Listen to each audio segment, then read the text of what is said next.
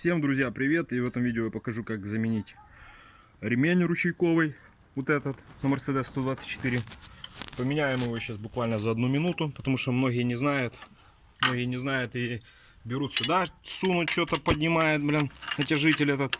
Вот, как видите, у меня прошлый ремонтник датчика сломал. На самом деле, на заводе Mercedes все умные, все очень довольно легко и просто. Для этого нам понадобится ключ на 13. Такой штырек какой-нибудь. У меня такая шпилечка. И начинаем. Вот у нас ремень стоит. Сюда вставляем штырек. Ключик на 13. Откручиваем вот эту вот верхнюю гайку, которая держит пружину.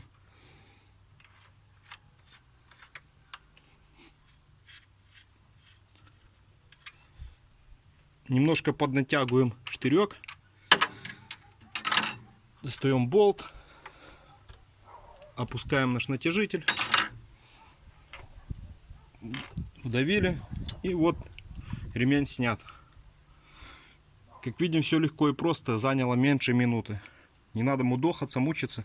Также все просто потом ставим обратно. Всем спасибо за просмотр. Всем пока. Не забываем подписываться на канал. Ставим лайки, пишем комментарии.